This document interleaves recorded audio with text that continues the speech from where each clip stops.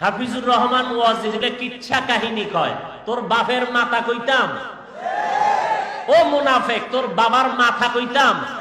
আসসালামু আলাইকুম ওয়া রাহমাতুল্লাহি ওয়া বারাকাতুহু। প্রিয় দর্শক শ্রোতা, আপনারা সকলেই নুর ইসলাম অলিপুরি হুজুরকে সবাই চেনেন। অত্যন্ত একজন জনপ্রিয় এবং অত্যন্ত একজন ভালো একজন আলেম আসলে। আর আপনারা হাফিজুর রহমান সিদ্দিকী কুয়াকাটা হুজুরকেও সবাই চেনেন, আল্লামা মামুনুল হক সাহেবকেও সবাই চিনেন। এই কথাগুলো কেন বলছি জানেন? একটু পরে আসতেছি। আমরা সর্বপ্রথম আগে মাওলানা অলিপুরি হুজুরের কিছু কথা শুনে আসি, চলুন। আল্লামা মামুনুল হক সাহেবের মতো এত বড় আলিম, যার ঠ্যাঙ্গের দুলার মতো হবে না গলা কাটা ওয়াজ ব্যবসায়ী। আল্লামা মামুনুল হক সাহেবকে আল্লাহ এত বড় এলেম দান করেছেন, এত বড় যোগ্যতা দান করেছেন, এত বড় বাকশক্তি দান করেছেন, এত বড় দ্বীনের খাদেম হিসেবে কবুল করেছেন। গলা কাটা ওয়াজ ব্যবসায়ীরা আল্লামা মামুনুল হক সাহেবের ঠ্যাঙ্গের দুলার সমান হবে না। আরো দুঃখের বিষয়, আমাদের সমাজের আরো কিছু বন্ধুরা আহলে সুন্নাত ওয়াল জামাত নামের অপব্যবহার করে চলেছেন। আহলে সুন্নাত ওয়াল জামাত নামের লেভেল দেখিয়ে জাতির চোখে দুলাপরা দেওয়ার জন্য একটা মহল বিশেষ চক্রান্তের মাধ্যমে কিছুদিন আমার নামটিও ব্যবহার করেছে। আমার নাম জড়িয়ে নিছে কিভাবে? আমাকে বলেছে, হুজুর আমরা আহলে সুন্নাত ওয়াল জামাত পরিষদ নামে একটা সংগঠন করেছি, আপনাকে সেই সংগঠনের সভাপতি রেখেছি, আপনি যদি দয়া করে এই পদে থাকতে সম্মত হন তাহলে আমরা সমাজে সত্যিকার আহলে সুন্নাত ওয়াল জামাতের বিষয়গুলি প্রচার করা সহজ হবে। আমি মনে করলাম আমার নামটা ব্যবহার করলে যদি দ্বীনের উপকার হয়, নামটা ব্যবহার করেন। আরম্ভ করলো নাম ব্যবহার করা।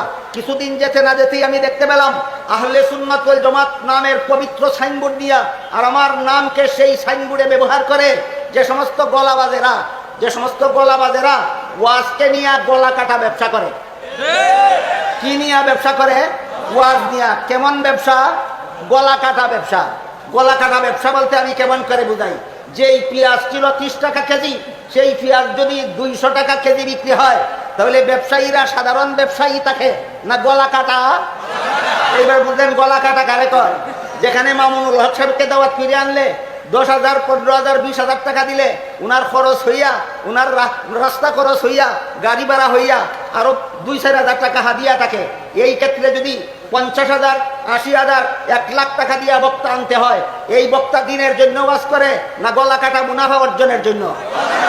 এমন বক্তার মধ্যে আর ওই গলা কাটা পেঁয়াজের ব্যবসায়ীদের মধ্যে কোনো ব্যবধান নয়।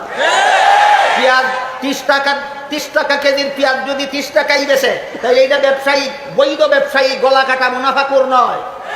30 টাকা দরের পেঁয়াজ যদি 200 টাকা বেচে এই ব্যবসায়ী যেমন গলা কাটা মুনাফাখোর, ঠিক তেমনি ভাবে হযরত আল্লামা শাইখুল হাদিস আল্লামা মামুনুল হক সাহেবের মতো এত বড় আলিম, যার ঠ্যাঙ্গের দুলার মতো হবে না গলা কাটা ওয়াজ ব্যবসায়ী।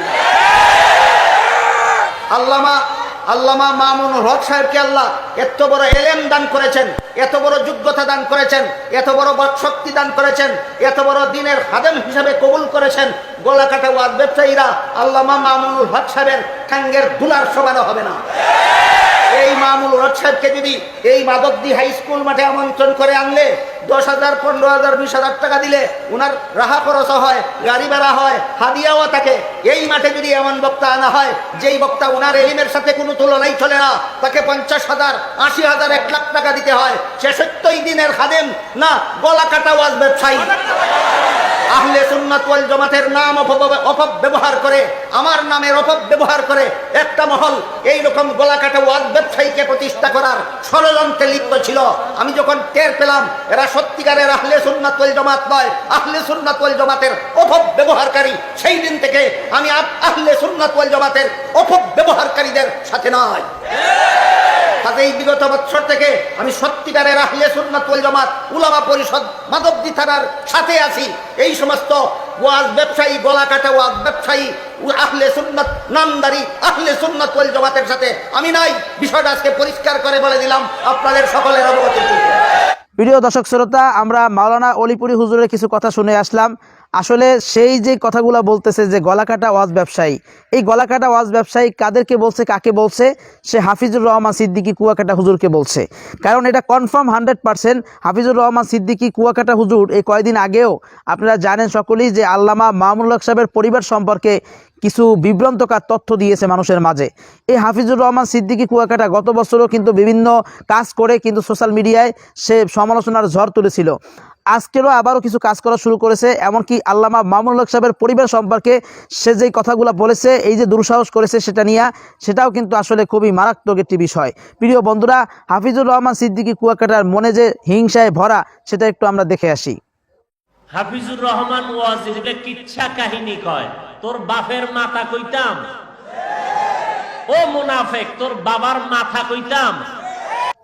আপনারা দেখে আসলেন তার কথাবার্তায় যে কত বড় হিংসা, এবং সেই কথাবার্তাগুলো কিভাবে বলছে সেটা শুনেই কিন্তু স্পষ্ট হয়ে যায় সে একজন হিংসুটে বক্তা। প্রিয় বন্ধুরা, সে হিংসুটে বক্তা, তাতেও আমাদের কোনো আপত্তি ছিল না। আমরা কিন্তু কওমি অঙ্গনের প্রত্যেকটা আলেমকে আমরা ভালোবাসি, অন্তর থেকে, হৃদয় থেকে প্রত্যেকটা আলেমকে আমরা ভালোবাসি।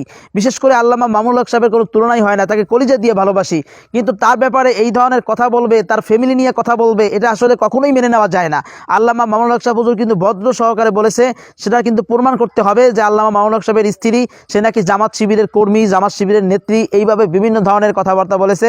এবং আপনারা জানেন যে নূতন যে কমিটি হয়েছে হেফাজত ইসলামের, সেটার ভিতরেও নানান বিভ্রান্তকর তথ্য অনেকে দিয়েছে যে জামাত ইসলামের লোকজনকে নিয়ে তারা কমিটি করেছে। তো এই যে কথা উঠে এসেছে, হাফিজুর রহমান সিদ্দিকী কুয়াকাটা সাহেবের মুখ থেকেও এই ধরনের কথা বেরিয়ে আসছে যে তার স্ত্রী নাকি জামাত শিবির করে। এই কথাগুলো কিভাবে বেরিয়ে আসলো প্রিয় বন্ধুরা? তাই মুহিব খানের একটি গজল শুনে আসি হাফিজুর রহমানের বিরুদ্ধে। সে আলেম মস্ত জালেম, সে আলেম মস্ত জালেম, সে আলেম মস্ত জালেম, সে আলেম মস্ত জালেম, সে আলেম মস্ত জালেম, সে আলেম মস্ত জালেম, সে আলেম মস্ত জালেম, সে আলেম মস্ত জালেম। যে আলেম কয় না কথা দেশের তরে, সমাজ থেকে পালিয়ে দূরে, কোরআন কিতাব পুঞ্জি করে একলা নিজের ধান্দা করে, রাত্রি দিন রাত্রি দিন রাত্রি দিন। যে আলেম লয় না খবর পাশের ঘরে, না খেয়ে কার জীবন ঝরে, দাওয়াত খেয়ে উদর ভরে, হাদিয়া পেয়ে আয়েশ করে, ভাবনাহীন ভাবনাহীন ভাবনাহীন। আসলে মূলত এই গজলটা হাফিজুর রহমানের বিরুদ্ধে গাওয়া ছিল না, কিন্তু তার কথার সাথে হাফিজুর রহমানের চলাবলন সব কিছু মিলে গেল, তাই বললাম যে হাফিজুর রহমানের বিরুদ্ধে। এই মুহিব খানের এই আলেম নিয়ে যে গজলটা গেল, সেই গজলটা কিন্তু হুবাহু মিলে যাচ্ছে হাফিজুর রহমান সিদ্দিকী কুয়াকাটার সাথে। প্রিয় বন্ধুরা, আশা করি আপনারা বুঝতে পেরেছেন। তো হাফিজুর রহমান সিদ্দিকী কুয়াকাটা হুজুরকে আমি পরামর্শ দেব, আপনি সঠিক পথে আসেন, ভালো পথে আসেন। সঠিক পথে যদি না আসতে পারেন, জনগণ কিন্তু আপনাকে বরকট করবে, তাতে কোনো সন্দেহ নাই। জনগণ কিন্তু এখন সত্যটা বুঝে ফেলেছে। আপনি দুরানদারি এবং আপনি কেসা কাহিনী বলেন সেটা নিয়ে আমাদের কোনো আপত্তি নাই, কিন্তু আপনি অন্য আরেকজনের মানুষের নামে বদনাম করবেন, সেটা কিন্তু ঠিক হবে না। আর আপনার ভিতরে যে হিংসা আছে, একজন আলেম হিসাবে এত হিংসা থাকা, এত অহংকার থাকা ঠিক নয়। সেই অহংকারগুলো আপনি প্রত্যাখ্যান করে ওয়াজের ময়দানে ভালোভাবে ওয়াজ করুন, যাতে করে মানুষকে আপনি দিনের